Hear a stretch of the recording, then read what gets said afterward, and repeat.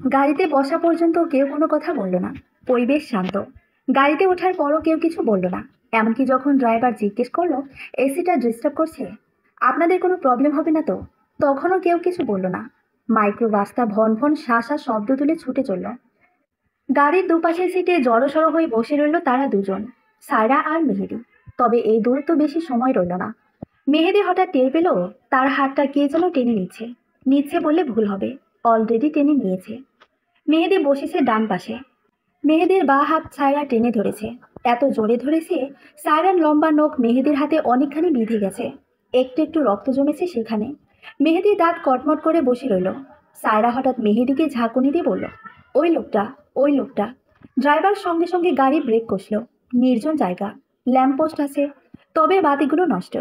অন্ধকারে মাইক্রোবাসের আলো সূর্যের আলোর মতো ফর্সা দেখা যায়। সায়রা নামলো সবার আগে। কয়েকবার সামনে গিয়ে বিড়বিড় করতে লাগলো, এখানে তো ছিল, কোথায় গেল। এর মধ্যে দুটো বাস ছুটে গেল সাই সাই করে। কাউকে খুঁজে পাওয়া গেল না।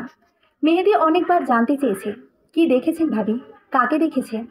সায়রা শুধু বিড়বিড় করে বলে, এখানে তো ছিল, কোথায় গেল লোকটা। এরপর যখন গাড়িটা ছুটতে লাগলো, মেহেদি টের পেল সায়রা কাঁপছে, মাঝে মাঝে ভয়ে আটকে উঠছে, আর চলন্ত গাড়ির বাইরে কড়া দৃষ্টি ফেলে কি যেন খুঁজছে। দ্বিতীয়বারও একই কাণ্ড হলো। সায়রা চেঁচালো, গাড়ি থামানো হলো। আঙ্গুল দিয়ে সায়রা একটি লোককে দেখালো, কিন্তু সায়রা ব্যতীত আর কেউ সেই লোকটাকে দেখতে পেল না। মেহেদিও না, ড্রাইভারও না। শুধু সায়রা দেখল সেই উন্মাদটা, যাকে সে প্রায়ই দেখে। ভয়ে আটকে ওঠে, মাঝে মাঝে ভয়কে জয় করে পা বাড়ায়, উন্মাদের সামনে গিয়ে দাঁড়াবে। কিন্তু সেই লোকটাকে সামনাসামনি কখনো পাওয়া হয় না। তারা গাড়ি থেকে নেমে লোকটাকে খুঁজলো। সায়রা একটা জায়গায় দাঁড়িয়ে আবারও একই কথা বিড়বিড় করলো, এখানেই তো ছিল, কোথায় গেল লোকটা। গাড়িটা আবারও চলতে শুরু করলো। মেহেদি একটু ইতস্ত করে বলল, ভাবি, আপনার যদি আপত্তি না থাকে তো দেখুন, আমার মনে হচ্ছে আপনি খুব ভয় পাচ্ছেন। তাই আপনার আপত্তি না থাকলে, আপনি কিছু মনে না করলে আমার হাতটা ধরে রাখুন, ভয় পাবেন না। কথাগুলো শুনে সায়রা কোনো কিছু না ভেবেই মেহেদির হাত টেনে নিল। দুই হাত দিয়ে শক্ত করে ধরে রাখলো। মেহেদির কথা মতো চোখ বন্ধ করে ঘুমিয়ে পড়ার চেষ্টা করলো। ঘুম না এলেও এভাবে চোখ বন্ধ করে সারাটা পথ পাড়ি দিল সে। সায়রার নখ ধারালো, অনেক লম্বা লম্বা।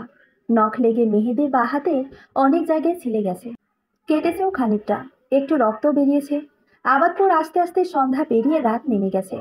সায়রা সরাসরি তার শাশুড়ির ঘরে এলো। জাহানারা বেগম বাচ্চা শিশুর মতো বিছানার একপাশে হাঁটু ভাঁজ করে শুয়ে আছেন। বেঘরে ঘুমাচ্ছেন তিনি। সায়রা তার পাশে বসে রইল অনেকক্ষণ। হঠাৎ যখন তার গালে ঠান্ডা হাতের স্পর্শ পেল, তখন অজান্তেই বুকের ভেতর থেকে একটা চিৎকার বেরিয়ে এলো। চিৎকার শুনে জাহানারা বেগম মুচকি হাসলেন। এসেছো বৌমা, কত অপেক্ষা করেছি তোমার জন্য জানো। এসো না, একবার আমার বুকে আসো। তিনি সায়রাকে বুকে নিলেন না ঠিক, তবে তার হাত ধরে শুয়ে থাকলেন। বিড়বিড় করে কি যেন বলতে লাগলেন। সায়রা সেসব শুনল না। একসময় তিনি কথা বলতে বলতে ঘুমিয়ে পড়লেন। সায়রা বসে রইল। অনেক রাতে ঘুম ভাঙল তার। তিনি অবাক হয়ে বললেন, এখনো বসে আছো বৌমা, যাও ঘুমাও গিয়ে। সায়রার চোখেও ঘুম এসে পড়েছিল। সে তন্দ্রা ভেঙে বলল, ভয় লাগছে। শোনো বোকা মেয়ের কথা, ভয় লাগছে তো কি শোবে না, আমার ঘরে শো, আমার পাশে শুয়ে পড়ো। বলে জাহানারা বেগম সরে গিয়ে জায়গা করে দিলেন। সায়রা উঠে দাঁড়ালো, তারপর নিঃশব্দে বেরিয়ে গেল। জাহানারা বেগম চেয়ে থাকতে থাকতে আবার ঘুমিয়ে পড়লেন। নিজের ঘরে প্রবেশ করে বড়সড় ধাক্কা খেল সায়রা। এ ঘরে কি কেউ আসেনি? একটি বারও না। 1 মাস আগে যেমন রেখে গিয়েছিল তেমনই আছে। বিছানার চারপাশে সাজিয়ে রাখা ফুলগুলো শুকিয়ে পুড়ে যাওয়া কাগজের মতো হয়ে গেছে। কাছের জানালাটা একটু ফাঁক করা, পর্দা পুরোপুরি খোলা। জানালা পেরিয়ে বৃষ্টির পানি ভেতরে এসে পড়েছে। সেই পানির কিছুটা এখনো ফ্লোরে জমে আছে। পুরো ঘরে কেমন যেন একটা গন্ধ আসছে। এখন এসব দেখার সময় না। সায়রার চোখ জুড়ে ঘুম আসছে। সে শুধু বিছানায় গায়ে এলিয়ে চোখ বুঝতে পারলেই বাঁচে। বিছানায় ধুলো জমেছে। সায়রা বিছানার চাদর একপাশ থেকে ধরে জোরে ঢেউ তুলে দিতেই ধুলো সব উড়ে গেল। সেই সাথে বালিশ উল্টে গিয়ে বালিশের নিচ থেকে এক টুকরো সাদা কাগজ উড়ে গেল। সায়রা সেই কাগজের টুকরোটা কুড়িয়ে নিল। কাগজটা ছোট নয়, A4 সাইজে, ভাঁজ করে রাখা। সায়রা নিপুণ হাতে ভাঁজ করল। কাগজটায় কি যেন সব লেখা। সায়রা শুধু প্রথম লাইন পড়ল, প্রিয় সায়রা। বোঝা গেল এটা যে সে কাগজ নয়, এই প্রযুক্তি যুগে চিঠি, তাও সায়রাকে উদ্দেশ্য করে লেখা। সায়রা অবশ্য আর কিছু পড়ল না। তার চোখ দুটো আপনা আপনি বন্ধ হয়ে আসছে। ইচ্ছে করলেও জেগে থাকা সম্ভব হচ্ছে না। সে চিঠিটা আগের জায়গায়, অর্থাৎ বালিশের নিচে চাপা দিয়ে বিছানায় গা এলিয়ে দিল। পরদিন খুব ব্যস্ততা গেল। সায়রা নিজের কাপড় চোপড় সব ধুয়ে রোদে শুকাতে দিল। হাতের নখগুলো অনেক বড় বড় হয়েছে। কাল সে কি কাণ্ডই না করেছে। ভয় পেয়ে মেহেদির হাত এত জোরে ধরেছিল, ওর হাত বোধহয় কেটেই গেছে। ভাবতে ভাবতে জিভ কামড়ে সায়রার নখ কাটলো। এরপর এক বসায় একটি উপন্যাস পড়ে শেষ করলো। যদিও উপন্যাসের শেষে নায়িকা মরে যাওয়ায় মনটা আরো খারাপ হয়ে গেল। এইসব কিছুর ভিড়ে সায়রা ভুলে গেল সেই চিঠিটার কথা। বালিশের নিচে রাখা চিঠিটা, যা সায়রাকে উদ্দেশ্য করে লেখা। বিকেলে শাশুড়ির ঘরে উকি দিল সায়রা। জাহানারা বেগম শুয়েই ছিলেন। আজকাল তার শরীরটা যেন বেশ খারাপ যাচ্ছে। তিনি এ ঘরের বাইরে যেতে পারছেন না। খাবার পর্যন্ত ঘরেই দেওয়া হয়। তবুও সায়রাকে দেখে তিনি উঠে বসলেন। এতক্ষণে এলে? তোমার অপেক্ষায় করছিলাম বৌমা। সায়রা বসলো জাহানারা বেগমের পাশে। আমতা আমতা করে কথাটা বলেই ফেলল। অথচ সায়রার মা মানা করেছিলেন সে যেন কাউকে এ কথা না বলে। শ্বশুরবাড়ির লোকদের তো কোনোভাবেই না। কিন্তু সায়রা বলেই ফেলল, জানেন মা, আমি যখন খুব ছোট তখন এক উন্মাদ বলেছিল আমার কখনো বিয়ে হবে না। আর যদি কখনো বিয়ে হয় তবে আমার স্বামী মারা যাবে আর আমার পুরো শরীরে লোম গজাবে। জাহানারা বেগম বোধহয় এ কথা শুনে মজা পেয়েছে। তিনি কুটি কুটি হয়ে হেসে বললেন, শোনো বোকা মেয়ের কথা। উন্মাদ কবে কি বলেছিল তাই জন্য বাচ্চা শিশুর মতো কাঁদছ? এসব ভুয়া, প্রতারক, মানুষকে ভয় দেখিয়ে টাকা হাতিয়ে নেওয়ার ধান্দা। কোনো মানুষ কি ভবিষ্যতের কথা জানে? কিন্তু সে যে বলেছিল আমার বরের নামের প্রথম অক্ষর হবে এস। আপনার ছেলের নাম কিন্তু এস দিয়ে শুরু। জাহানার বেগম একগাল হাসলেন। ওটা কাকতালীয়। ভবিষ্যতের কথা আল্লাহ ছাড়া কেউ জানে না, পৃথিবীর কেউ না, বুঝলে? তাছাড়া তুমি বলেছ উন্মাদের কথা মতো তোমার বিয়ের পর গায়ে লোম গজাবে। কই, গজিয়েছে? সায়রা নিজের শরীরে চোখ বুলিয়ে বলে, ওহো। শোনো, সত্যি সত্যি যারা পবিত্র মানুষ, যারা আল্লাহওয়ালা মানুষ, তারা কখনো ভবিষ্যৎ বলে না। মানুষের টাকা খেয়ে তাবিজ সুতো এসে বেঁধে দেয় না। প্রকৃত আল্লাহওয়ালা দোয়া করে দেয়। আমি তো গোনাগার পাপী বান্দা, তবুও তোমাকে দোয়া করে দিলাম। বলে জাহানার বেগম মনে মনে দোয়া পড়লেন। সায়রার গায়ে ফু দিলেন, নিজের গায়ে ফু দিলেন। আজ বহুদিন বাদে সায়রার মনে শান্তি লাগলো। মুখে হাসি ফুটল। মন থেকে কিছুটা হলেও দুশ্চিন্তা দূর হলো। সে নিশ্চিত মনে অসুখে জর্জরিত দুর্বল মানুষটার কোলে মাথা পেতে দিল। জাহানারা বেগম মুচকি হেসে সায়রার মাথায় হাত বুলিয়ে দিতে লাগলেন। প্রিয় সায়রা, চিঠিটা লিখেছি বিয়ের রাতে। আজ আমাদের বাসর রাত। অথচ তুমি এক শহরে, আমি অন্য শহরে। তুমি সদ্য বিবাহিত নতুন বউ। হয়তো লম্বা ঘোমটা টেনে বিছানায় বসে আছো, অপেক্ষা করছো নতুন মুহূর্তে, নতুন অনুভূতির, নতুন সুখে। কিন্তু যাকে ঘিরে তোমার এত স্বপ্ন, সেই মানুষটাই তোমার থেকে অনেক দূরে চলে এসেছে। তুমি হয়তো বিয়ের 2-3 দিন বাদে চিঠিটা হাতে পেয়েছো, কিংবা তার উপরে ভাবছো চিঠিটা বালিশের নিচে গেল কিভাবে। বিয়ের পর দিন অনেকগুলো লোক তোমাকে দেখতে গিয়েছিল, মনে আছে? সেই অনেকগুলো মানুষের মধ্যে অনুও ছিল। মেয়েটাকে হয়তো তোমার মনে নেই। অনু তোমাকে দেখার ভান করে চিঠিটা বালিশের নিচে রেখে গেছে। সে চারুশীলার বান্ধবী। এবার হয়তো ভাবছো চারুশীলাকে। বলবো, সব বলবো, একে একে। কাহিনী শুরু হয়েছিল 6 মাস আগে। তখন বিশেষ কারণে কলকাতা গিয়েছিলাম। সেই বিশেষ কারণটা চিঠিতে উল্লেখ করছি না। তবে শোনো, তখন প্রথমবার বাংলাদেশ ছাড়লাম। কলকাতায় একটা সস্তা হোটেলে উঠেছিলাম। ওখানে পরিচিত কেউ নেই। যাকে দেখি সেই অপরিচিত। তবে সবাই বাংলায় কথা বলে এই যা। না হলে আমাকে খুব নাকানি চুবানি খেতে হতো ওখানে। বাংলায় বলে এবং বাংলায় বোঝে বলে সহজেই ওদের সঙ্গে কথা বিনিময় করে নিতে পারতাম। এটা ওটা জেনে নিতে পারতাম। ও ভাই, এই অ্যাড্রেসটা কোন দিকে? কলকাতার মাঝবয়সী কিংবা বৃদ্ধ লোকটা মুখ চুলকে বলতো, সোজা যান দাদা, বাইরে একটি গলি আছে। সেই গলির ভেতর প্রথম বাড়িটা। প্রথম দিন বিকেলে একটু বেড়াবো বলে ভাবলাম। পায়ে হেঁটে ঘুরে বেড়াবো। তাই বাদামওয়ালার থেকে এক ঠোঙ্গা বাদাম কিনে নিলাম। বাদামের ঠোঙ্গা হাতে রাস্তা পার হব, ঠিক তখনই ঘটলো এক দুর্ঘটনা। সেই একটি দুর্ঘটনা আমার পুরো জীবনটা বদলে দিল। সাই করে একটি স্কুটার এগিয়ে এলো আমার দিকে। কিছু বুঝে ওঠার আগেই আমাকে ধাক্কা দিল স্কুটারটা। হাতের ঠোঙ্গাটা রাস্তায় পড়ে গেল। বাদামগুলো অসহায়ের মতো রাস্তায় গড়াগড়ি খেতে লাগলো। আমি পড়ে রইলাম রাস্তার কাদা জলে। পা খানিকটা ছিলে গেল। একটু সময়ের জন্য সবকিছু ওলটপালট হয়ে গেল। যখন নিজেকে সামলে উঠে দাঁড়াবো, ঠিক তখন স্কুটার থেকে নেমে এলো একটি মেয়ে। এসেই শক্ত হাতে আমার কলার ধরে টেনে তুলল। এরপর দিল এক চড়। মেয়ে মানুষের নরম হাতের শক্ত চড় খেয়ে আমি তাল সামলাতে পারিনি। মুখ থুবড়ে পড়ে গেলাম রাস্তার কাদা জলে। মেয়েটা সেই সুযোগে কয়েক দফা লাথি বসালো আমার পেটে, পিঠে, পায়ে। একসময় যখন শান্ত হয়ে দাঁড়ালো, তখন আমি উঠলাম। মুখে কাদা, কাপড়ে কাদা, সারা শরীরে কাদা। মেয়েটা যেন আরো একটি চড় মারার জন্য এগিয়ে আসতে আসতে বলল, দে, ফিরিয়ে দে বলছি, আমার ব্যাগ ফিরিয়ে দে। চোরের ঘরে চোর, ব্যাগ ফিরিয়ে দে আমার। কিন্তু আমার বিস্মিত মুখ দেখে মেয়েটা রীতিমতো স্তব্ধ হয়ে গেল। চারপাশে তখন লোক জমে গেছে। সবাই চোখ কপালে তুলে তাকিয়ে দেখছে মেয়েটা আরো একবার চড় মারল কিনা। মেয়েটা উৎসুক জনতাকে হতাশ করে দিয়ে আমার গায়ে কাদা ধুলো নিজ হাতে পরিষ্কার করে দিতে লাগলো। আমি তখনও হাঁ করে দাঁড়িয়ে আছি। মেয়েটায় জিভ কেটে বলল, এই রে, বড্ড ভুল করে ফেলেছি মশাই। চোর ব্যাটার লাল শার্ট পরেছে, আপনিও লাল শার্ট। আমি চোর ভেবেই আপনাকে এত মারলাম। কত কি বললাম, এরকম টকটকে লাল শার্ট কেউ পরে? মেয়েটা শাসন করে বলল, যেন লাল শার্ট পরা বেআইনি, অপরাধ। কালো ডোরাকাটা হলুদ শাড়ি পরা শ্যামলা বনের মেয়েটা। চোখ দুটো লজ্জায় ছটফট করলেও মুখটার আগে টকবক করছিল, ঠোঁট দুটো কাঁপছিল। সে মেয়েটাই চারুশীলা। এভাবেই আমাদের পরিচয়। আমি এতটাই অবাক হয়েছিলাম যে অনেকক্ষণ কথা বলতেই পারলাম না। হাঁ করে তাকিয়ে রইলাম শুধু। চারুশীলা তার স্কুটারে করে হোটেলে পৌঁছে দিল। সরি টরি বলল। সেই সঙ্গে টকটকে লাল শার্ট পরার অহেতুক অপকারিতা বানিয়ে বানিয়ে শোনালো। আমি শুধু হাঁ করে শুনলাম, কিছু বলতে পারলাম না। চর খেয়ে গাল কেটে গিয়েছিল। লাথি খেয়ে সারা শরীরে ব্যথা হয়ে গিয়েছিল। কলকাতায় দ্বিতীয় দিনটা কাটলো বড় অন্যরকম ভাবে। ঘুম থেকে জেগে দেখি 2টো বেজে গেছে। সারা রাত ঘুম হয়নি। তাই বলে দুপুর 2টো পর্যন্ত ঘুমাবো তা ভাবতেও পারি না। ঘড়ির দিকে চেয়ে ধরফর করে উঠলাম। সেদিন বিশেষ কোনো কাজও নেই। ধীরে সুস্থে 1 কাপ চা খেলাম। তারপর গোসল সেরে বেরিয়ে পড়লাম। তখন বিকেল পড়ে এসেছে।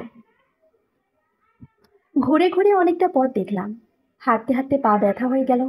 আকাশটা অপরিষ্কার ছিল বলেই সঙ্গে ছাতা নিয়েছিলাম। সত্যি সত্যি বৃষ্টি নামলো। ছাতা থাকায় বৃষ্টির মধ্যে হাঁটতে অসুবিধা হচ্ছিল না।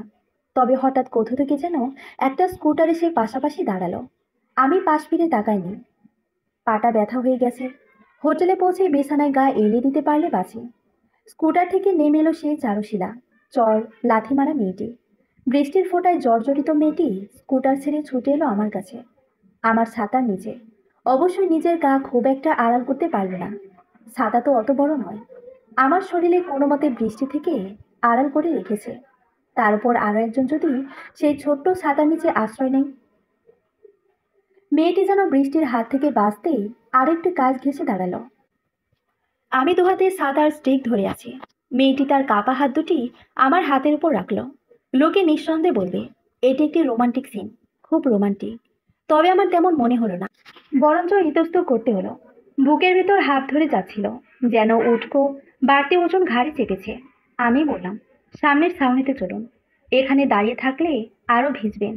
মেয়েটি অবাক হয়ে বলে, আপনি তাহলে বোবা না? এ কথার জবাব দিতে পারলাম না। বললাম, ছাউনিতে চলুন, বৃষ্টি বেড়েছে। ওখানে যাব? ওখানে দাঁড়িয়ে থাকা লোকগুলোকে দেখেছেন? পারলে চোখ দিয়ে চেটেপুটে খেয়ে ফেলে। মেয়েটি তাচ্ছিল্য করেই বলল। তার কথায় আমি ওদিকটা একবার চেয়ে দেখলাম। ওখানে দাঁড়িয়ে থাকা 3টি যুবক আর মাঝ বয়সী 2জন লোক, সবাই এমনভাবে মেয়েটির দিকে তাকাচ্ছিল, মনে হচ্ছিল যেন ভূত দেখছে। তাকানোর কারণ অবশ্য আছে। সালোয়ার কামিজ পরা মেয়েটি ভিজে চুপসে গেছে। গায়ের কাপড়গুলো জবজবা হয়ে গায়ের সাথে মিশে গেছে। একটা ওড়না পর্যন্ত নেই। আমার একটু লজ্জা হলো। এমন পরিস্থিতিতে একটি মেয়েকে যদি এতটুকু সাহায্য না করতে পারি, তবে কেমন পুরুষ আমি? ছাতার নিচ থেকে সরে গেলাম। সেদিন বৃষ্টির ফোঁটাগুলো অনেক বড় বড় ছিল। প্রতিটি ফোঁটা কাঁটার মতো বৃদ্ধি লাগলো সারা গায়ে। আমি 7-5 না ভেবে গায়ের ফুল হাতা নেভি ব্লু শার্টটা খুলে দিলাম। মেয়েটি অর্থাৎ চারুশীলা শার্ট গায়ে জড়াতে জড়াতে বলল, ওরে বাস, আপনার দেখছি হেভি বডি। হ্যাঁ, জিমে যাওয়ার কিংবা শরীর চর্চা করার ব্যাপারটা এক একজনের এক এক কারণে হয়। কেউ একটু ভালো থাকার জন্য শরীর চর্চা করে, কেউ প্রফেশনাল তাই, কেউ আবার নিজেকে সুদর্শন দাবি করার জন্য। আরও অনেক কারণ আছে। তবে আমি জিমে যেতাম কেবলমাত্র নিজেকে সুদর্শন বলে দাবি করার জন্য, অন্যের সামনে বুক ফুলিয়ে নিজের বডি দেখিয়ে বেড়ানোর জন্য। তাও যদি কোনো মেয়ে মানুষ দেখে আশ্চর্য হয়, তাহলে তো আনন্দের বাদ থাকে না। অথচ সেদিন চারুশীলার সামনে গিয়ে লজ্জায় না লাগলো, মনে হতে লাগলো আর কিছু দিয়ে না হোক, অন্তত দুটো হাত দিয়ে নিজের খালি গাটা ঢেকে রাখি। শার্ট গায়ে দিয়ে চারুশীলা নিজেই এগিয়ে এলো, বলল, আপনার ছাতার নিচে আমি আশ্রয় নিয়েছি, অথচ আপনি ভিজবেন? এও কি হয়? ভিজলে দুজনে একসঙ্গে ভিজবো। বলেই ছাতাটা হাত থেকে ছেড়ে দিল। সঙ্গে সঙ্গে নড়বড়ে পাতলা ছাতা খানিক দূরে উড়ে গিয়ে কাদা জলে পড়ে রইল। চারুশীলা ভিজল, সঙ্গে আমিও। ছাউনিতে দাঁড়িয়ে থাকা লোকগুলো অবাক চোখে তাকিয়ে দেখল সে দৃষ্টি, তবে কেউ এগিয়ে এলো না, কিছু বললও না। চারুশীলা আমার মুখের সামনে হাত নেড়ে বলল, আপনার মতলবটা কি? স্মিথ গলায় বললাম। কি? একটা মেয়ে বিপদে পড়েছে, তাকে বাড়ি পর্যন্ত পৌঁছে দেবেন না? দেখছেন না লোকজন কিভাবে হা করে তাকিয়ে আছে? ও হ্যাঁ, চলুন। আরে এভাবে কেন, স্কুটার আছে তো। চারুশীলা স্কুটারে বসে বলল, বসুন। কোথায়? কোথায় আবার? আমার পেছনে বসুন, শক্ত করে ধরে বসবেন, পড়ে গেলে আমার দোষ নেই। বলে মুখ টিপে হাসল সে, আর কিছু বলল না। এরপর প্রায় দেখা হতে লাগলো। একজন আরেকজনের নাম্বার আদান প্রদানের পর ফোনে কথা বলতে শুরু করলাম। দিন নেই রাত নেই, শুধু কথা আর কথা। প্রয়োজনের তাগিদে নয়, কথার জন্য কথা, শোনার জন্য কথা। ফোনে কথা বলার যে এক সুপ্ত অনুভূতি থাকে, তা আমি প্রথমবার আবিষ্কার করলাম।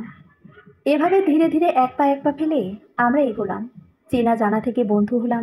আমাদের বন্ধুত্ব গাঢ় হলো, আরও গাঢ় হলো। একসময় সেটা আর বন্ধুত্ব রইল না, বন্ধুত্ব পেরিয়ে নতুন এক সম্পর্কের রূপ নিল। বাংলাদেশে ফেরার 1 সপ্তাহ আগে চারুশীলা তার বাসায় আমাকে ডাকলো। গেলাম তার বাসায়। চারুশীলার মা আমাকে দেখেই বললেন, আরে তুমি, তুমি সত্যি আমার সামনে? ভাবতেই পারছি না, মনে হচ্ছে স্বপ্ন। চারু তোমার কথা প্রতিদিন এতবার করে বলে যে সবসময় মনে হয় তোমার মতো কে যেন চোখের সামনে দাঁড়িয়ে আছে। আজ সত্যি এলে। ভেতরের ঘরে চারুশীলার বাবা আগে থেকেই বসেছিলেন। তিনি গম্ভীর মানুষ, পত্রিকায় মুখ গুজে রেখে বসতে বললেন। চারুশীলার মা নানান রকম খাবার এনে সামনে রাখলেন। খুশিতে গদগদ হয়ে পাশে দাঁড়িয়ে রইলেন। চারুশীলার বাবা পত্রিকা গুটিয়ে মনোযোগী ভঙ্গিতে বললেন, চারুশীলা প্রায়ই বলে তার খুব ভালো বন্ধু আছে, কিন্তু সেই বন্ধুটাকে সে জীবনসঙ্গী হিসেবেও চায়। সেটা কাল বলল, তাই বললাম নিয়ে আয়, দেখি তোর বন্ধুটাকে। তিনি একটু হাসার চেষ্টা করলেন। তা বাবার নাম কি তোমার? রাজিবুর রহমান। ডাকনাম সোহাগ। নাম শুনেই তিনি ভার হয়ে গেলেন। গম্ভীরভাবে বললেন, মুসলিম? জি। স্বামী স্ত্রী মুখ চাওয়াচাই করলেন। তারপর দুজনেই বেরিয়ে গেলেন। কিছুক্ষণ পর কাজের মেয়ে এলো, টেবিলে সাজিয়ে রাখা খাবারগুলো নিয়ে গেল। চারুশীলার মা এসে বললেন, তুমি এখন আসতে পারো। রাগে অপমানে গা জ্বলে গেল সেদিন। দ্রুত বেরিয়ে এলাম। তবে ভেবেছিলাম চারুশীলা পেছন থেকে ডাকবে কিংবা পিছু নেবে, এমন কিছুই হয়নি। আমি বরং ফিরে ফিরে তাকালাম চারুশীলাকে দেখা যায় কিনা, কিন্তু না, সে জানালা দিয়ে পর্যন্ত উঁকি দিল না, ছাদে গিয়েও দাঁড়ালো না। বাকি কটা দিন চারুশীলার সঙ্গে দেখা হলো না। ওর ফোনটাও বন্ধ পেলাম। এর মধ্যে চারুশীলার বাসার সামনে ঘুরলাম কদিন, কাজের কাজ কিছুই হলো না। তার ছায়া পর্যন্ত দেখতে পেলাম না। দেশে ফেরার পর ধীরে ধীরে ভুলে যাওয়ার চেষ্টা করলাম তাকে, হয়তো একটু একটু ভুলেও গেলাম। মাঝে মাঝে খুব মনে পড়তো, তখন লুকিয়ে লুকিয়ে একটু আধটু চোখে জল ফেলতাম। এরই মধ্যে একদিন মা তোমার কথা বলল। ভাবলাম এই সুযোগ, বিয়েটা করে নেই, তাতে যদি চারুশীলাকে ভুলতে পারি। কিন্তু কপাল দেখো, বিয়েটা ঠিকঠাক হয়ে গেল, তোমাকেও বাড়িতে নিয়ে এলাম। ঠিক এমন সময় ইন্ডিয়া থেকে ফোন এলো। চারুশীলার ছোট বোন লুকিয়ে ফোন করে বলল, চারুশীলা আত্মহত্যা করার চেষ্টা করেছে, হাতের শিরা কেটে ফেলেছে, অবস্থা গুরুতর। এবার তুমি বলো সায়রা, আমার চলে আসাটা কি উচিত হয়নি? যে মেয়ে আমার জন্য নিজেকে শেষ করে দিতে পারে, তাকে ভুলে কিনা আমি নতুন সংসার করতে বসেছিলাম। এ কি কম বড় অন্যায় ছিল? অন্যায় আমি তোমার সঙ্গেও করেছি। এত বড় অন্যায় আর কারোর সঙ্গে কেউ করেছে কিনা জানি না, তবে জানি এই অন্যায় ক্ষমা করার মতো নয়। তবুও যদি পারো আমার মতো অপরাধীকে ক্ষমা করে দিও। আমি ইন্ডিয়া চলে যাচ্ছি, জানি না চারুশীলা বাঁচবে কিনা। যদি বেঁচে যায় তবে তাকে নিয়ে সংসার বাঁধব। আর একটা কথা, এসব কথা কাউকে বলো না কিন্তু, মা যেন কোনোভাবে জানতে না পারে তার ছেলে পালিয়েছে। জানলে সে খুব কষ্ট পাবে। আর কিছু লিখতে পারছি না। চোখ দুটোর বাঁধ ভেঙে গেছে। জল গড়িয়ে পড়ছে অনবরত। আমি জানি আমি ভুল করেছি, অনেক বড় ভুল করেছি। পারলে ক্ষমা করে দিও সায়রা। ভালো থেকো। ইতি, একজন পলাতক স্বামী। ছলো ছলো চোখে পুরোটা চিঠি পড়ে দীর্ঘশ্বাস ছাড়ল সায়রা। তার ভেতরটা হঠাৎ দমড়ে মুচড়ে যাচ্ছে। কলিজাটা শুকিয়ে যাচ্ছে। বুকটা বড় জ্বলছে। এতদিন সে জেনেছে কোনো এক উন্মাদের অভিশাপে তার স্বামী নিখোঁজ হয়েছে। কিন্তু এ যে তার থেকেও হৃদয় বিদারক ঘটনা।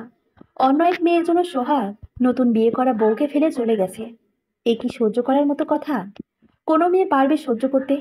অধিকার যদি দেবে না, যদি সঙ্গে নাই থাকবে, যদি ফেলে যাবে, তবে কেন বিয়ে করলো? কেন একটি মেয়ের জীবন এভাবে শূন্যে ভাসিয়ে দিয়ে গেল? কি দোষ করেছিল সায়রা? কি অন্যায় করেছিল? সে তো উড়ে এসে জুড়ে বসেনি। আর সব বিয়ের মতো তারও বিয়ে হয়েছে। তাকেও আর সব নতুন বইয়ের মতো করে নিয়ে আসা হয়েছে। তবে কেন তার বেলায় এত অন্যায়, এত অবিচার? সায়রা দুম করে মুখ থুবড়ে পড়ে যায় বিছানায়।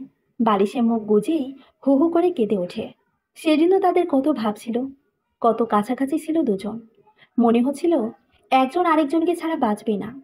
মনে হচ্ছিল তারা দুজনে বুঝি মেড ফর ইচ আদার। অথচ আজ তারা দুজনেই অচেনা, অজানা হয়ে গেল। এই তো কদিন আগে রাস্তার মোড়ে পথ আটকালো রুমি। তখন সন্ধে নেমে এসেছে। চারপাশ অন্ধকার।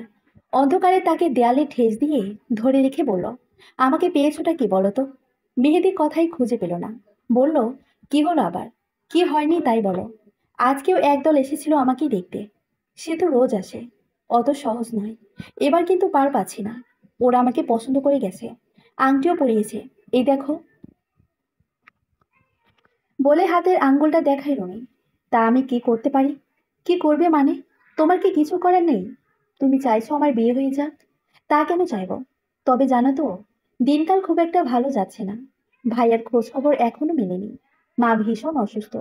এই অবস্থায় বিয়ের কথা কিভাবে বলি বলো তো? থাক, আমারই ভুল হয়েছে। বলে রুমি চলে যাচ্ছিল। মেহেদি খপ করে তার হাতটা ধরে আলতো টান দিল। মুখোমুখি তারা দুজন। চারপাশ অন্ধকার। মেহেদি বলল, শোনো রুমি, মাথা ঠান্ডা করো। বলো, কি বলবে? আমাকে আর কটা দিন সময় দাও। আর কিছু বলবে? মেহেদি অনেকক্ষণ স্তব্ধ হয়ে রুমির দিকে চেয়ে থাকে। একসময় নিচু গলায় বলে, আমাকে ভুলে যেতে পারবে? এ কথার জবাব রুমি দেয়নি। হাতটা হ্যাচকা টান দিয়ে মেহেদি থেকে ছাড়িয়ে নেয়। তারপর এক মুহূর্ত সময় নষ্ট না করে হনহন করে চলে যায়। আরো একবার এসেছিল সে, গতকাল সকালে। বিয়ের দাওয়াত দিল। আর কেউ না যাক, মেহেদি অবশ্যই যেতে হবে। মেহেদি ফের এগোয় প্রশ্ন করলো, আমাকে ভুলে থাকতে পারবে? রুমি অবশ্য তখনও এই প্রশ্নের জবাব দিল না। বলল, তুমি আসবে কিন্তু, না এলে রাগ করবো। বলে চলে গেল। মেহেদি তাকিয়ে রইল নিষ্পলক। অনেকক্ষণ আটকে রাখা দীর্ঘশ্বাস বেরিয়ে এলো বুকের ভেতর থেকে। আজ রুমির বিয়ে হয়ে গেল। যাক, ভালোই হয়েছে। রুমির ডাক্তারি পড়ার ইচ্ছে ছিল, পারেনি। তার বাবার অত টাকা নেই। সেও তো অতটা মেধাবী নয়। তবে জামাই হিসেবে ডাক্তারি পেয়েছে। ভালোই হয়েছে, ভালোই হয়েছে। ছাদের রেলিং ছেড়ে সোজা হয়ে দাঁড়ায় মেহেদি। তখনই তার মনে হয় দূর থেকে কে যেন তার দিকে তাকিয়ে আছে। খুবই তীক্ষ্ণ, মায়াবী একজোড়া চোখ। তার ছোট বোন মিলি। মিলিকে দেখে আড়ালে আড়াল চোখ মুছে নিল মেহেদি। মিলি ডাকলো, ভাইয়া, একটু নিচে আয়। খাবার রেডি। ভাবিকে ডাক, তুই ডাক না। আমি কেন? আমার সঙ্গে ভাব নেই, তুই ডাক। আমার সঙ্গে বুঝি খুব ভাব?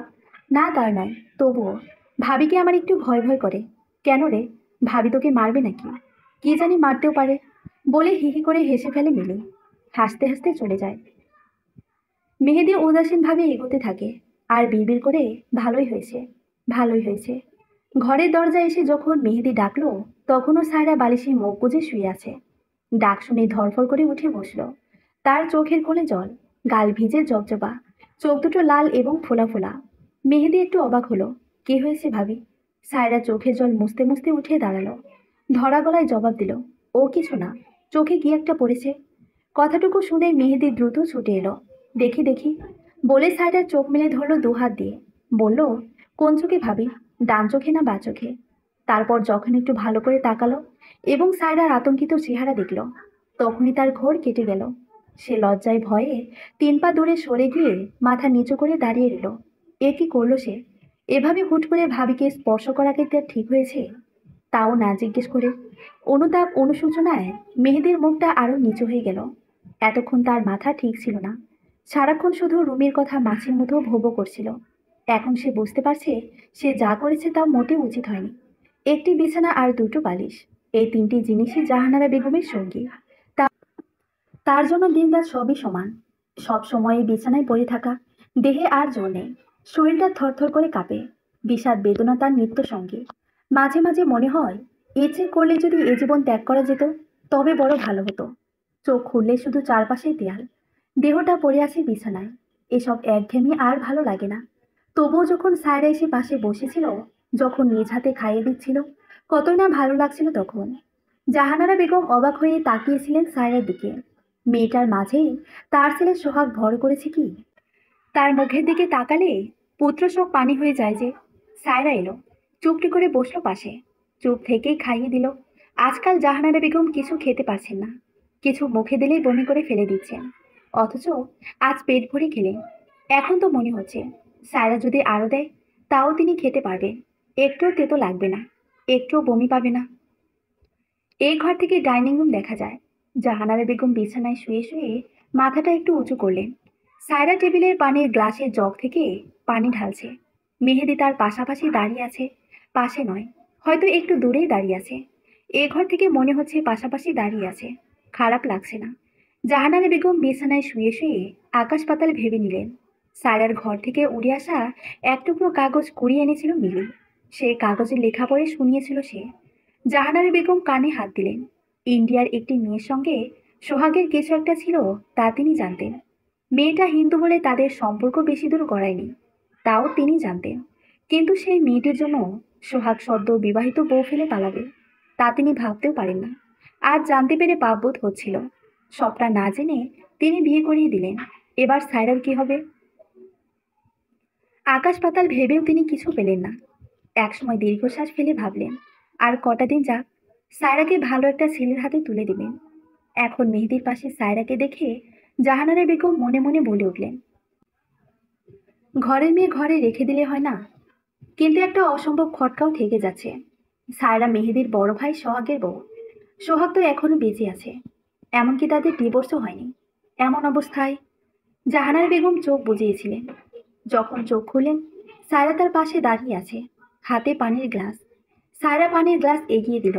জাহানারা বেগম পানি খেয়ে গ্লাসটা এগিয়ে দিয়ে বললেন, বসো। সায়রা বসলো, কথা বলল না। মেয়েটা শান্ত, স্নিগ্ধ, কোমল, গায়ের রং ফর্সা, তবে ধবধবে নয়। চোখ দুটো এতটাই টলটলে, সবসময় মনে হয় চোখের কোণে জল জমে থাকে। ওপরে ঠোঁটে তিল আছে, কপালের বাঁ পাশে আরো একটি তিল।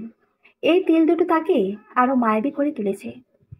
জাহানারা বেগম হাত বাড়িয়ে সায়রার গাল স্পর্শ করলেন, বললেন, তোমার খুব দুঃখ না মা? সায়রা ডানে বামে মাথা নেড়ে হাসতে চেষ্টা করলো। তার শুকনো হাসির আড়ালে লুকিয়ে থাকা দুঃখগুলোর ফ্যাকাশে মুখখানায় স্পষ্ট বোঝা যাচ্ছে। জাহানারা বেগম অনেক ভেবেই বলার মতো কিছু পেলেন না। চুপ করে সায়রার মুখের দিকে তাকিয়ে রইলেন। একসময় যখন সায়রার গাল ছুঁয়ে নিজ হাতে চুমু খেলেন, সায়রা না চাইতেও হাউমাউ করে কেঁদে উঠল। কাঁদতে কাঁদতে ছুটে পালালো নিজের ঘরে। জাহানারা বেগম আটকালেন না, দীর্ঘ শ্বাস ছাড়লেন শুধু। মেহেদি যখন জাহানারা বেগমের ঘরে এলো, তখন রাত নেমে এসেছে।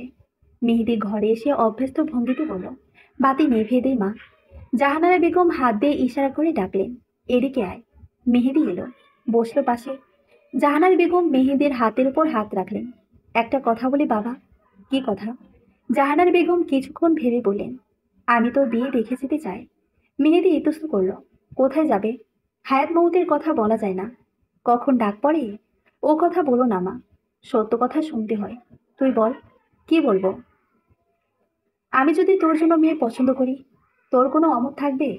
মেহেদি না ভেবেই বলল, না, কোনো আপত্তি থাকবে না। এখন ঘুমাও। সত্যি বলছিস? হ্যাঁ সত্যি। জিজ্ঞেস করবি না কোন মেয়ের কথা বলছি? জাহানারা বেগম তার ছেলের দিকে অবিশ্বাসের দৃষ্টিতে তাকালেন। কোন মেয়ে? সায়রা। সায়রা? মেহেদি চেঁচিয়ে উঠে দাঁড়ালো, কোন সায়রা? আমাদের সায়রা। গত সপ্তাহে যখন শাশুড়ি জাহানারা বেগম বিয়ের কথা বললেন, সায়রা সব শুনে থ হয়ে গেল। শেষে কিনা মেহেদিকে বিয়ে করবে, সে কিনা তার বর সোহাগের ছোট ভাই। সায়রা মুহূর্তেই 3 হাত দূরে সরে গেল। এমনিতেই মেহেদি খারাপ না, ভালোই, সুদর্শন, স্মার্ট, ভদ্র। তবে সায়রা থেকে বয়সে কম করে হলেও 2-4 বছরের ছোট হবে। আরও কারণ আছে। সবচেয়ে বড় কথা, সোহাগ তো এখনো মরেনি। বড় ভাই মরে গেলে ছোট ভাই তার ভাবিকে বিয়ে করে। কিন্তু সোহাগ তো জীবিত, সে কথা সায়রা জানে। এখন এও জানে সোহাগ ইন্ডিয়ায় আছে, চারুশীলার কাছে। সায়রার সঙ্গে সোহাগের ডিভোর্স হয়ে গেলে হয়তো কিছু একটা হতে পারে। এই ভেবে সায়রা গিয়েছিল অনুর বাসায়। গিয়ে লাভ হলো না। অনু নিজেও এ ব্যাপারে কিছু জানে না, শুধু জানে চলে যাবার আগে সোহাগ তার হাতে একটি চিঠি দিয়ে বলেছিল চিঠিতে যেন সায়রার বালিশের নিচে রেখে আসে। সে কথা সে অক্ষরে অক্ষরে পালন করেছে। সায়রাও ফোনের চেষ্টা করছিল বহুবার, ফোন বন্ধ। হয়তো সিম কার্ড ভেঙে ফেলেছে। একবার ভেবেছিল নিজেই ইন্ডিয়ায় যাবে, তারপর খুঁজে বের করবে সোহাগকে। কিন্তু পরক্ষণেই মনে হলো ইন্ডিয়া কি ছোট দেশ, সে তো মস্ত বড়। সোহাগ হয়তো কলকাতায় নেই, চারুশীলাকে নিয়ে কোথায় পালাবে কে জানে। তাই কলকাতা যাওয়ার প্ল্যান এখানে সমাপ্ত। সায়রা না করে দিল। জাহানারা বেগমের মুখের ওপর না করলো, সে এ বিয়ে করবে না। কিন্তু জাহানারা বেগম নাছোড়বান্দা। তার মুখে অনুরোধ, চোখে জল, গলায় আকুতি। তিনি প্রায় পায়ে পড়ে যাচ্ছিলেন। সায়রা, মা, না করো না। তোমার মাঝে আমি আমার ছেলেকে খুঁজে পাই। তোমাকে আমি মরা আগ অব্দি কাছে চাই। আর তাই তোমাকে মেহেদির বউ হিসেবেই দেখতে চাই। সায়রা অবশেষে মেহেদির কাছেই গেল। সেদিন সন্ধ্যার পর মেহেদি ছাদে দাঁড়িয়ে আনমনে আকাশ দেখছে। সায়রা নিঃশব্দে তার পাশে গিয়ে দাঁড়ালো। বলল, বাড়িতে কি সব আলাপ আলোচনা হচ্ছে জানো? মেহেদি না থাকেই বলল, হুম, কিন্তু এই যে হবার নয়। আমিও তাই বলেছিলাম। বলেছিলে? এখন বলো না। বলে ভাবি। কিন্তু মা এসব শুনতে নারাজ। তার নাকি আপনাকেই লাগবে। বলে লম্বা নিঃশ্বাস ছাড়ল মেহেদি। তুমি আমাকে বউ হিসেবে মেনে নিতে পারবে কখনো? পারবো ভাবি, মার জন্য সব পারবো।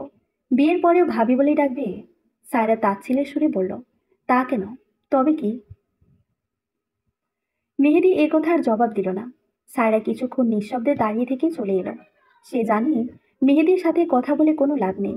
ছেলেটা একটু ভীতু প্রকৃতির, আর কাউকে ভয় পায় কিনা জানা নেই। তবে সায়রাকে ভয় পায়, খুব ভয় পায়। সেই প্রথম দিন থেকে। সেটা মুখে না বললেও সায়রা টের পায়। বিয়েটা হয়ে গেল হুট করে। কোনো আয়োজন নেই, আলোকসজ্জা নেই, দাওয়াত খাওয়া দাওয়া কিছু নেই। কেউ জানে না এই বিয়ের ব্যাপারে। আত্মীয় স্বজন কেউ না, এমনকি পাড়া প্রতিবেশীরাও না। শুধু জানে এবাড়ির 4টি মানুষ এবং আরো 5 জন। সায়রার শাশুড়ি জাহানারা বেগম আজ বেজায় খুশি। বাসর ঘর সাজানো হয়েছে তার নির্দেশে। ফুলে ফুলে ভরে আছে ঘরটা। বাতাসে এয়ার ফ্রেশনারের ঘ্রাণ। এসবের কিছুই সায়রাকে স্পর্শ করছে না। সে মুখ ভার করে বিছানায় বসে আছে। কোনো রকম উদ্বেগ নেই, উৎকণ্ঠা নেই, ভয় নেই। মেহেদিই তো, সেই ভীতু ছেলেটা, যে কিনা আজ থেকে তার বর। এর বেশি সায়রা কিছু জানে না। জানে অন্যরা কি সব নিয়ম কানুন করতে হয়েছে, সব অন্যরা জানে। সায়রা শুধু সাইন করেছে আর কবুল বলেছে, ব্যাস। বাকিটুকু তার মনেই নেই, মনে থাকার প্রয়োজনে নেই। মেহেদি তার বর, এতটুকু মনে থাকলেই হবে। সায়রা তার মাকে ফোন করলো। মা, সায়রা, কি খবর? আমরা বিয়ে করেছি মা। জিন্নাতুন্নুর একটু শখ খেলেন কি? তিনি কাপা গলায় বললেন, কি করেছিস? বিয়ে করেছি, আমি আর মেহেদি। তোর দেওয়ার মেহেদির কথা বলছিস? হুম। কিন্তু তোর শ্বশুরবাড়ির লোকজন, তারা কি মেনে নেবে? তোর শাশুড়ি, তিনি আমাদের বিয়ে করিয়েছেন। তুই সুখী হবি তো মা। জিন্নাতুন নূরের গলাটা একটু ধরে এলো কি? সায়রা প্রশ্নের জবাব দিল না। ফোন রেখে দীর্ঘশ্বাস ছাড়ল। সুখ, সুখ কি জিনিস সে কি তা জানে? আদৌ সুখ কি তার কপালে আছে? বিয়ের রাতেই যার স্বামী পালিয়ে যায়, তার মতো হতভাগ্য মানুষ দুনিয়ায় আছে? ভাবতে ভাবতে সায়রার বুক ভার হয়ে আসে। মনের আকাশে কালো মেঘ জমা হয়। চোখ দুটো টলটলে জলে ভরে যায়। দরজায় আওয়াজ, মেহেদি এসেছে। সায়রা একটু কেঁপে উঠল কি? তার ভেতরে একটু একটু ভয় নাড়া দিল কি? কিন্তু তার তো ভয় পাবার কথা নয়। মেহেদি তো এটুকু ছেলে, উল্টো সায়রাকে ভয় পায়। ভয়ে হাঁটু কাঁপে। এই ছেলের জন্য তার এত কিসের ভয়? মেহেদি দরজা লাগিয়ে ধীর পায়ে বিছানার পাশে এসে দাঁড়ালো। সায়রা অপর পাশে পা দুলিয়ে বসে আছে। একবার ফিরেও তাকায়নি, তাকাবার আগ্রহ প্রকাশ করেনি। মেহেদি নিচু গলায় বলল, বসবো ভাবি? সায়রা ফিকফিক করে হেসে ফেলত। অনেক কষ্টে হাসি আটকালো, কিন্তু মনে মনে হাসলো ঠিকই। কি ছেলে রে বাবা, এখনো ভাবি ডাকছে। হাসির চোটে সায়রা অনেকক্ষণ কথা বলতে পারল না। যখন একটু স্বাভাবিক হলো, গম্ভীর গলায় বলল, বসো। তুমি কি আমাকে ভাবি বলে ডাকবে? না ভাবি। সায়রা আরো কিছুক্ষণ মুখ টিপে হাসলো। তারপর গম্ভীরভাবে বলল, তাহলে কি বলে ডাকলে আপনি খুশি হবেন? প্রথমত তুমি করে বলতে হবে, আর আমার নাম সায়রা, নাম ধরে ডাকলেই খুশি হব। আচ্ছা ভাবি, আমাকে স্ত্রী হিসেবে মেনে নিতে পারছো না? না, ওরকম কিছু তো নয় তো। তাহলে ভাবি ভাবি করছো কেন? আর হবে না। অবশ্য তোমার কোনো দোষ নেই, আমি চলে যাওয়া উচিত ছিল। পুরো কথা বলার আগেই মেহেদি উঠে দাঁড়ালো। সায়রার মুখোমুখি দাঁড়িয়ে দুহাতে সায়রার কাঁধ স্পর্শ করে দাঁড় করালো। কোনো রকম কথা না বলেই সায়রার ঠোঁটে ঠোঁট মিলিয়ে নিল। তারপর কি হলো সায়রা জানে না, শুধু জানে জীবনের সবচেয়ে গুরুত্বপূর্ণ একটি মুহূর্ত কাটালো আজ। জীবনের সবচেয়ে সুখের, সবচেয়ে রোমাঞ্চকর মুহূর্ত কাটালো আজ। সরি বলে শুয়ে পড়ল মেহেদি। কিছুক্ষণের মধ্যে নাক ডাকতে শুরু করলো। সায়রা ঘুমালো না, জেগেই রইল। বসে থাকলো মেহেদির পাশে। কি করে ঘুমাচ্ছে লোকটা? সায়রার যে ঘুম আসে না। একটু আগে ঘটে যাওয়া 1 কিংবা 2 মিনিটের চুম্বন যে তার রাতের ঘুম কেড়ে নিয়েছে। এই কথা মনে করে কত রাত সে ঘুমাতে পারবে না কে জানে। এবং নন ষষ্ঠ সায়রা জানালার কাছে এসে দাঁড়ালো। উঁচু দেয়ালের বাউন্ডারি বাড়ির সরু রাস্তার পরিসর, তারপর ভাঙা দেওয়ালের ওপাশে ফাঁকা জমি। জমিতে পানি জমে আছে। রাস্তার পাশে বৈদ্যুতিক পিলারে ঝুলে থাকা বাতির টিমটিমে আলো সেই পানিতে পড়ে সোনালী বর্ণ ধারণ করেছে। সবকিছু উপেক্ষা করে সায়রার দৃষ্টি পড়ল সেই ভেঙে যাওয়া দেওয়ালটায়। দেয়ালে আজ সেই উন্মাদটা নেই, সেদিনও ছিল না। যা ছিল তা সায়রার মনের ভুল। আজ এত বছর পর সে বুঝতে পেরেছে, অতি সামান্য একটি কুসংস্কার মানুষের সুন্দর জীবনের পথে ভয়াবহ দানব রূপে দাঁড়াতে পারে। যত দ্রুত সম্ভব মন থেকে সেই দানবটাকে মুছে ফেলা প্রয়োজন, তবেই প্রকৃত সুখ আসবে। না হলে পৃথিবীতে অসহ্য যন্ত্রণা ভোগ করতে হয়, বেঁচে থেকে মরতে হয় প্রতিটি মুহূর্ত। লড়াই করতে হয় নিজের সঙ্গে নিজেই। কুসংস্কার একটি মাত্র শব্দ, তবে এই একটি শব্দই একসময় বিরাট আকার ধারণ করে। মানুষের জীবনে আনে অশান্তি, আনে হতাশা। কুসংস্কার বিশ্বাস মানুষকে মেরুদণ্ডহীন করে তোলে। জীবনে চড়াই উতরাই থাকবে, বাধা বিপত্তি থাকবে, পাওয়া না পাওয়া থাকবে। সমস্যা যেমন থাকবে, তার আড়ালে তার থেকেও ভালো সমাধান থাকবে। কুসংস্কার সেই সমাধান খুঁজতে তো দেয়ই না, উল্টো মানুষকে বিভ্রান্ত করে, পাপের দিকে ঠেলে দেয়। জীবনে নিয়ে আসে অশান্তি, চলার পথে বাধার সৃষ্টি করে, ভালো কাজ থেকে দূরে রাখে, অহেতুক মন্দ কাজের দিকে ধাবিত করে। চেয়ারে বসে বসে রাত কাটিয়েছে সায়রা, ঘুমায়নি। সারা রাত জেগেছিল। শেষ রাতের দিকে বোধহয় চোখ লেগেছিল। ফজরের আজান শুনে তন্দ্রা ভাঙল। সায়রা হাই তুলে উঠতে যাচ্ছিল, তখনই দেখলো মাটিতে বসে সায়রার বাঁ হাতের উপর মুখ রেখে ঘুমিয়ে আছে মেহেদি। সায়রা ডাকলো, এই। মেহেদির ঘুম ভাঙল না। ফ্লোরে বসে বসে নাক ডাকছে সে। সায়রা একটু ঝাঁকুনি দিয়ে ডাকলো, এই। মেহেদি ধর্মর করে উঠে দাঁড়ালো। সায়রা বলল, এখানে কি? ঘুমাচ্ছিলাম ভাবি। আবার ভাবি? সরি। আমার নাম কি? সায়রা। এভাবে না, কান ধরে বলো। সায়রা। গুড। এবার বলো, সায়রা তুমি খুব ভালো। সায়রা তুমি খুব ভয়ঙ্কর, রোমান্টিকও। কি? সরি। হি হি হি। সমাপ্ত। গল্পটি কেমন লেগেছে কমেন্ট করে অবশ্যই জানাবেন। আর সুন্দর সুন্দর গল্প পেতে আমাদের চ্যানেলটি সাবস্ক্রাইব করে পাশে থাকুন। ধন্যবাদ।